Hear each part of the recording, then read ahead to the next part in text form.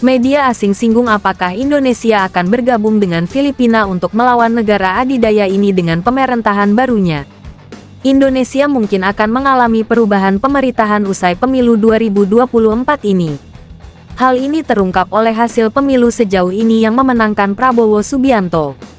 Mengutip Reuters, hasil pemilu Indonesia saat ini memungkinkan pemerintah berikutnya akan dipimpin oleh Prabowo Subianto dan Gibran Rakabuming. Banyak media asing menyebut bahwa pemerintah berikutnya ini akan meneruskan warisan Presiden Jokowi, termasuk aspek hubungan erat dengan Tiongkok di segmen ekonomi dan infrastruktur. Namun, ada pertanyaan apakah Prabowo nantinya juga akan menyeimbangkan hubungan Indonesia dengan Tiongkok. Pasalnya di pemilu sebelumnya, Prabowo kerap mengkritik hubungan Indonesia dengan negara asing termasuk Tiongkok. Menurut Asia Times, Prabowo, selama kampanye presiden kedua melawan Jokowi pada tahun 2019, menganggap Jokowi bertanggung jawab atas sikapnya yang terlalu condong ke Tiongkok pada masa jabatan pertamanya. Ia mengupayakan keseimbangan dalam kebijakan luar negeri dan ekonomi Indonesia.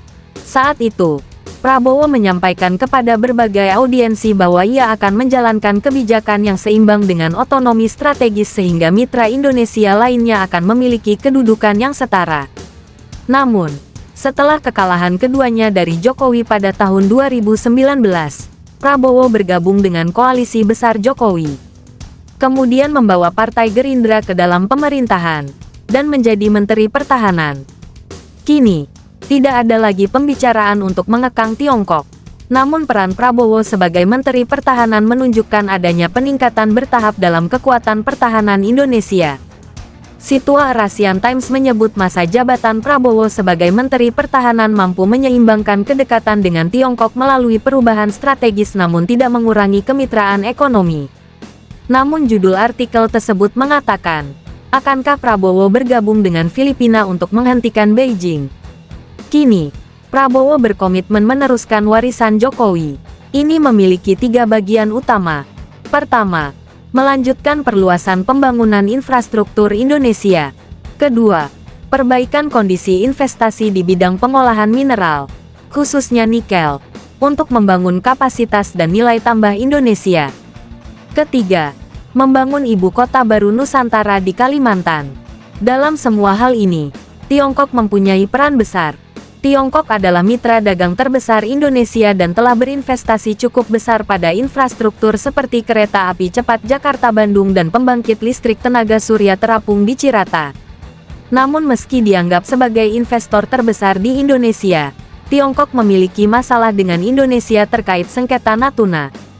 Situs Asian Times, saat ini, masih harus dilihat apakah, di bawah kepemimpinan Prabowo, Indonesia akan mengadopsi pendekatan yang lebih kuat dalam mempertahankan kepentingan ekonominya di Laut Natuna.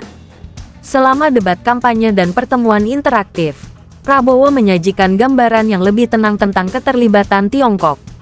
Tampaknya ia menyarankan bahwa dalam menangani 9/9, ia akan berkonsultasi dengan negara-negara ASEAN lainnya yang juga terancam oleh Tiongkok. Kemana arah permasalahan ini masih belum pasti karena tidak ada kesatuan di antara 5 negara ASEAN yang mengalami masalah ini. Filipina dengan tegas menantang Tiongkok, yang secara agresif menyerang pos-pos terdepan Filipina. Filipina telah menjalin hubungan yang lebih erat dengan Amerika dan Jepang. Vietnam juga mengalami penderitaan serupa, namun tampaknya mereka lebih mampu menghadapi masalah ini dibandingkan membahayakan kepentingan ekonominya dengan Tiongkok.